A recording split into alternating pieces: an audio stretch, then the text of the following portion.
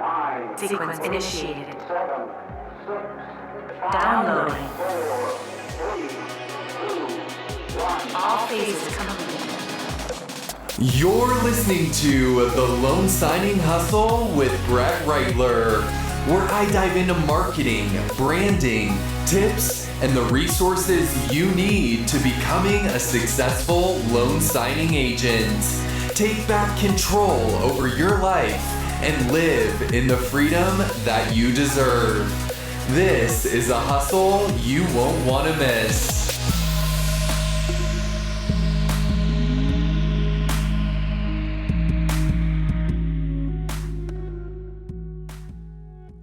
This is episode 5, all about the closing disclosure. You know, I get a little bit of closure knowing we're about to talk about the closing disclosure. Don't know what that means, but before I dive into this podcast, please go click the subscribe button so you can get notified when I have new episodes. And there's also a link to donate and a place where you can even buy me a coffee so I have enough time and energy to keep producing these podcasts for my fellow loan signing agents out there. I am going to start off this podcast with a quote since it's a thing that I've adopted for each episode now. And today's quote is, "Life begins at the end of your comfort zone." And that's by Neil Donald Walsch. I'm going to first start off with Neil Donald Walsch. I love his books. He has a series called Conversations with God. It's very spiritual. Go check it out. But life begins at the end of your comfort zone. I do not know how many times this quote has resonated with me in my life. Because every time I jump out of my comfort zone, I take risks and I always become better. And I always persevere onto something bigger and better. So, never forget that life begins at the end of your comfort zone. Get into that escrow office, that title office, walk in there, feel uncomfortable, have the conversation on why you are the agent that they need. So without further ado, let's talk about the closing disclosure and the history behind it.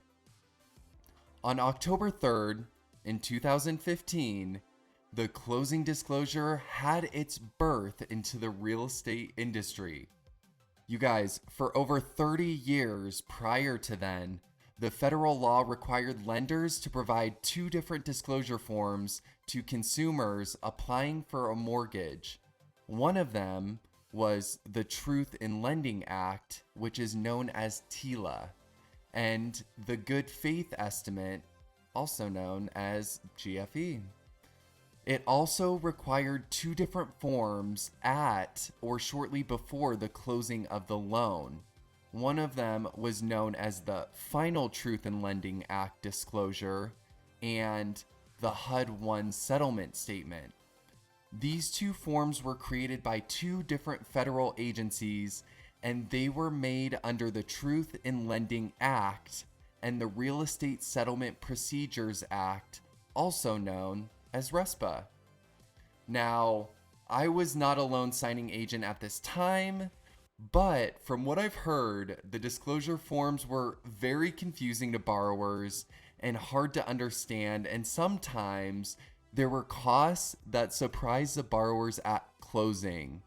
Could you imagine having to be at the closing table every time and having the borrowers be like, I've never seen this before.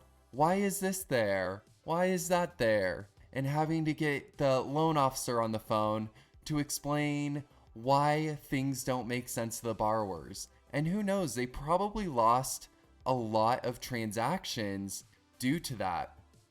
So it sounds like it would have been very stressful from time to time. So the Consumer Financial Protection Bureau, also known as CFPB, wanted to integrate the mortgage rules contained in TILA and RESPA, which is now known as TRID. And TRID stands for TILA, RESPA, Integrated Disclosure. The new loan estimate and the closing disclosure focus on providing clear and concise disclosures to the borrower on new loans. So thank you so much, Consumer Financial Protection Bureau. You have made all of our lives so much easier after 2015. 30 years of that. I'm good, no thank you. So my condolences go out to all of those escrow officers and signing agents before 2015 that had to deal with those stressful situations at the table. Now, one of the things that was provided in a very clear manner was business days, meaning all calendar days except Sundays and the legal public holidays, such as New Year's Day, Martin Luther King Jr., Washington's birthday, Memorial Day, Independence Day, Labor Day, Columbus Day, Veterans Day, Thanksgiving Day, and Christmas Day. Now, this is important to know as a signing agent when you are filling out the notice of right to cancel forms with borrowers and need to fill in the dates if they are blank. Now, I check them even if the dates are not blank because sometimes someone might mess up in the process with filling out these numbers. So you being the excellent loan signing agent that you are will be there to fix it if it does happen.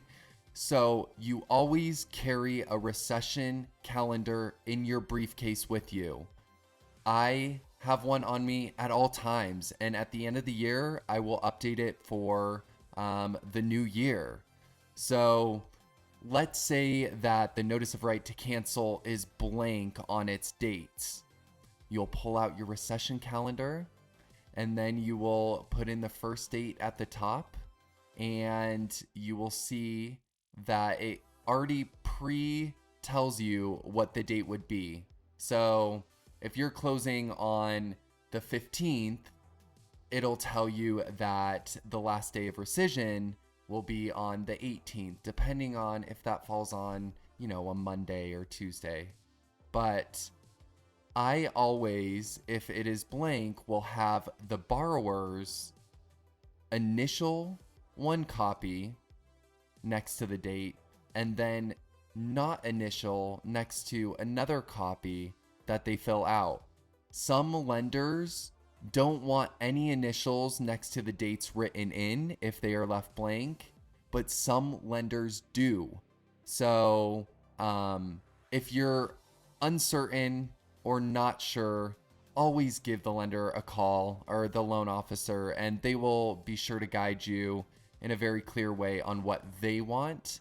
But if you can't get a hold of them, then your safest bet is to take the customer's copy and have them initial one and not initial the other. Now, let's jump into the closing disclosure. So there are 3 different types of closing disclosures, which is a 5-page document. One is the combined form disclosing both the buyer and the seller's costs in the transaction. And then the second is the seller closing disclosure, only itemizing the seller's costs and not the buyer's costs.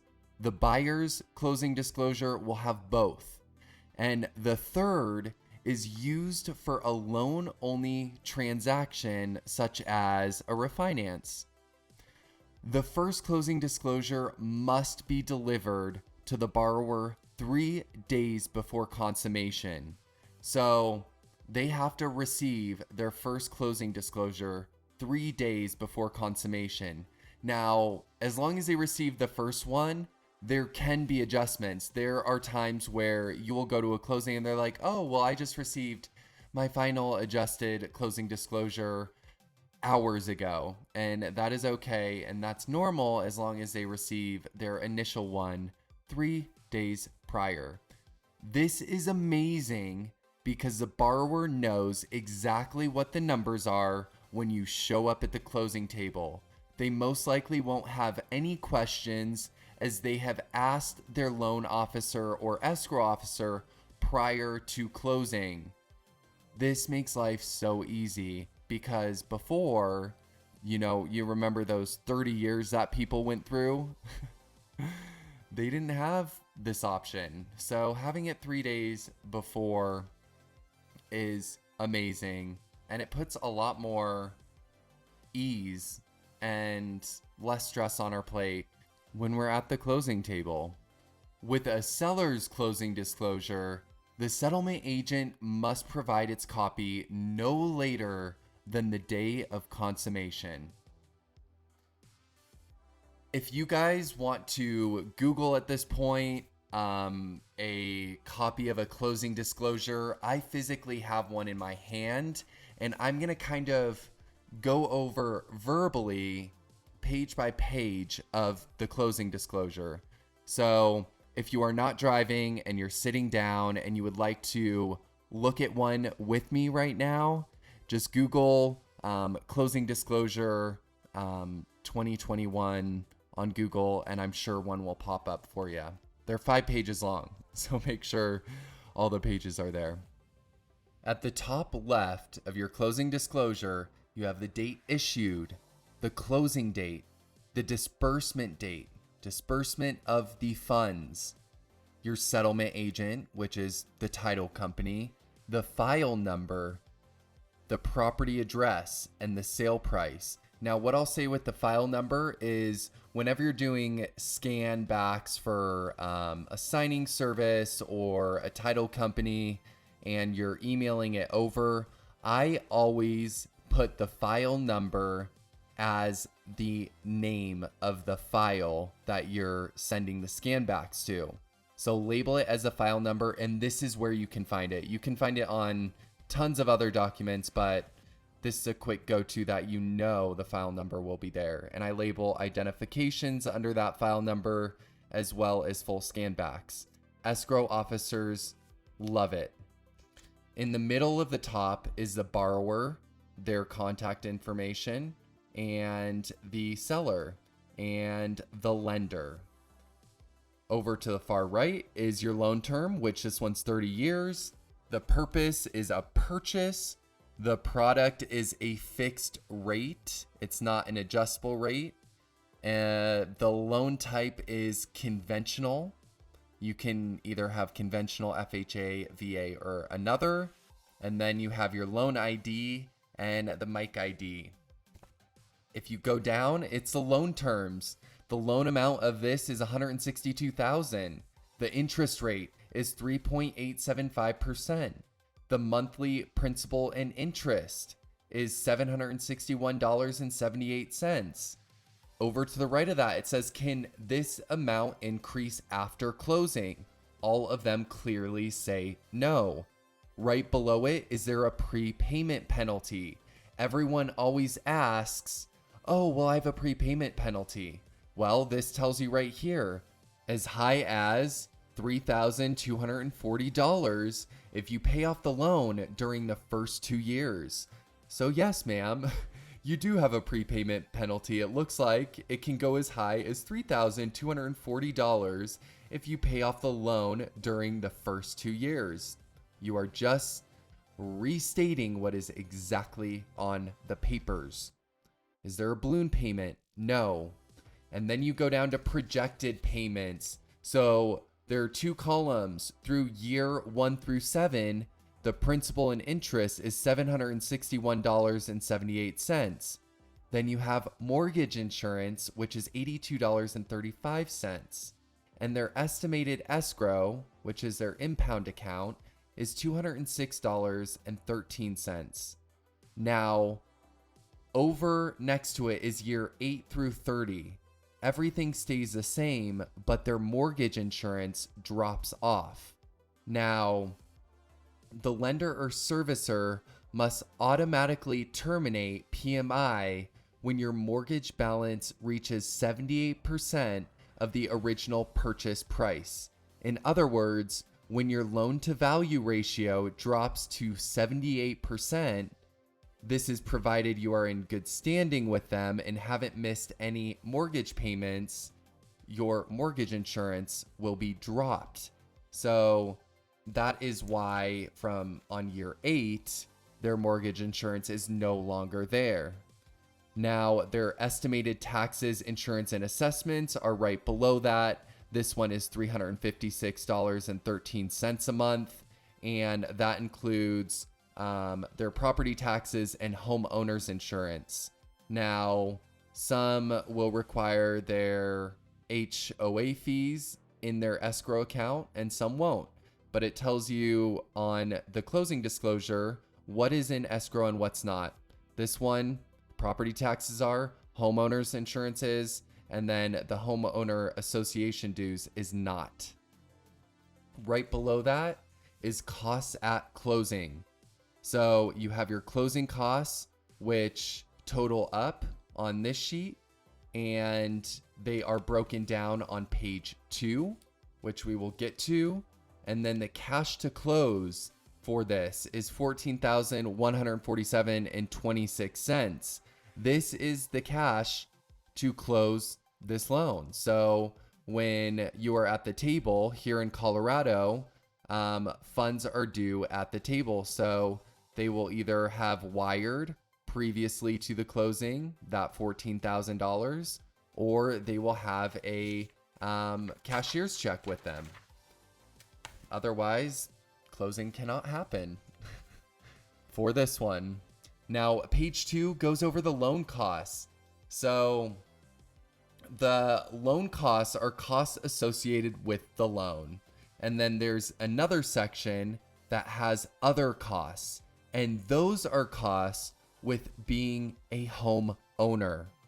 So they're two different things. The loan costs are associated with the loan, and then the other costs are associated with being a homeowner.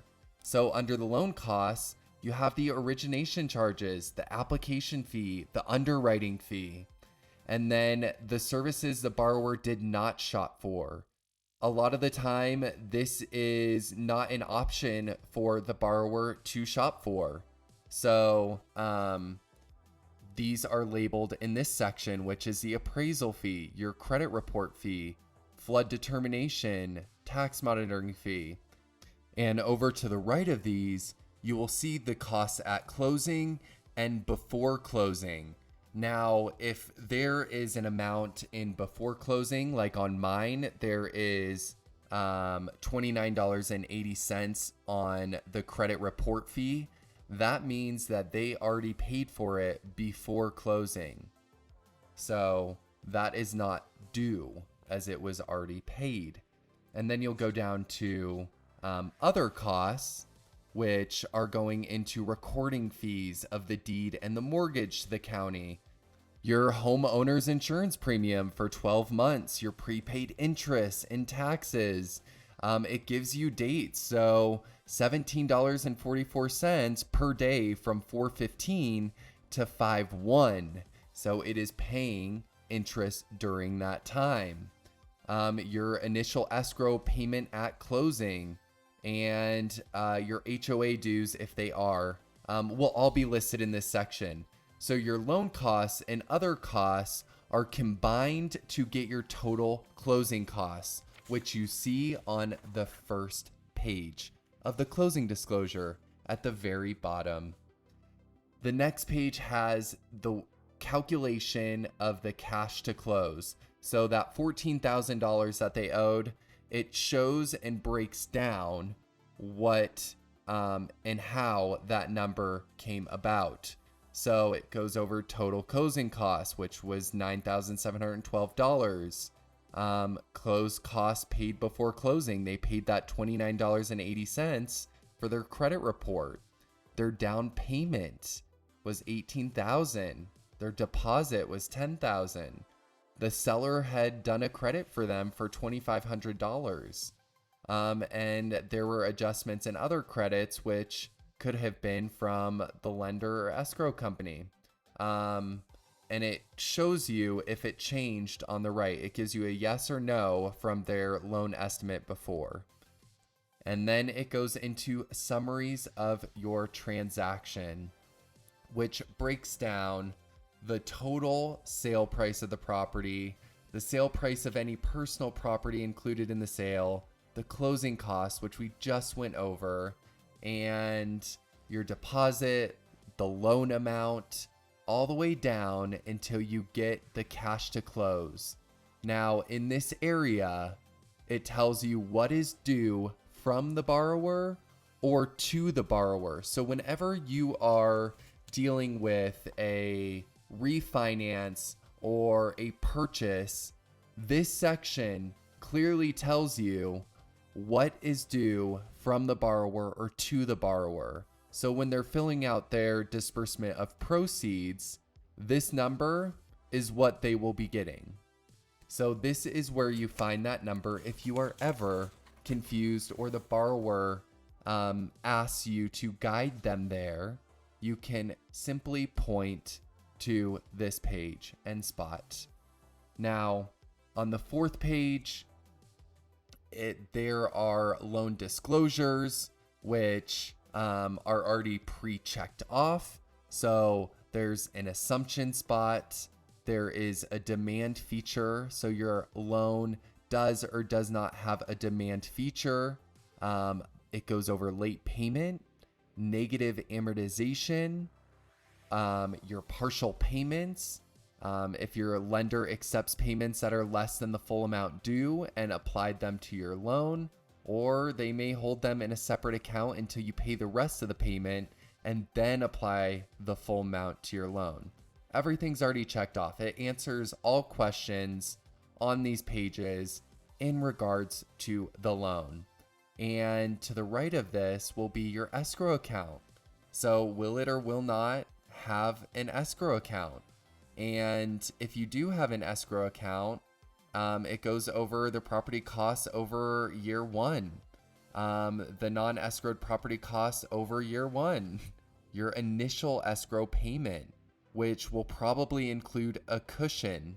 Now, why they require a cushion in your escrow account is because your property taxes can fluctuate from year to year. So they want to make sure that there is enough funds in the account to pay for the property taxes should they change.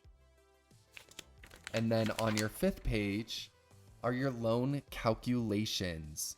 So the total of payments that you will be paying over the cost of this loan. So on this loan, they financed $162,000.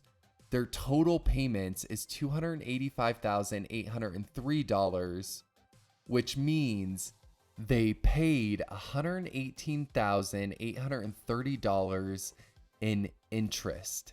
Throughout the 30-year loan, that's how much they are paying in interest. That's how much this loan costs them. It's kind of wild, but also really fun to know.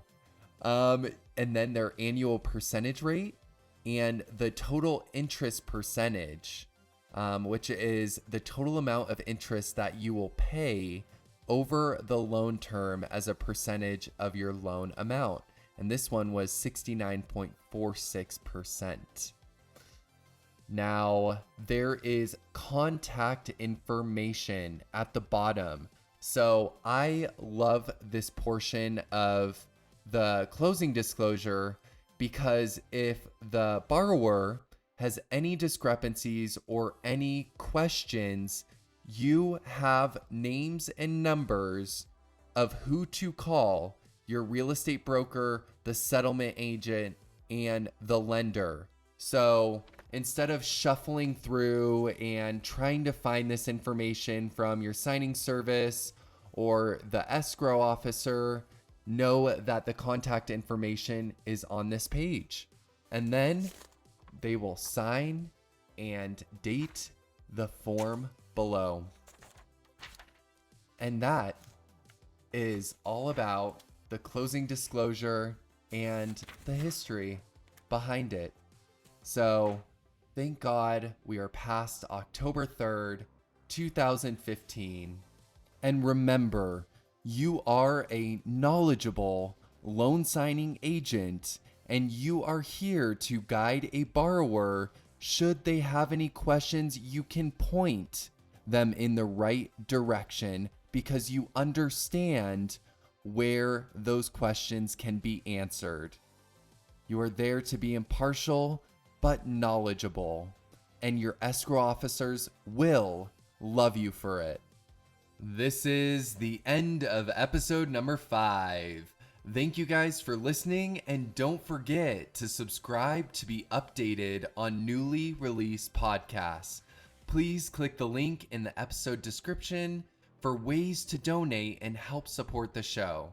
If you have a question or you would like to be on an episode with me, send an email to info@signaturesusa.com. Until next time, this is the Loan Signing Hustle.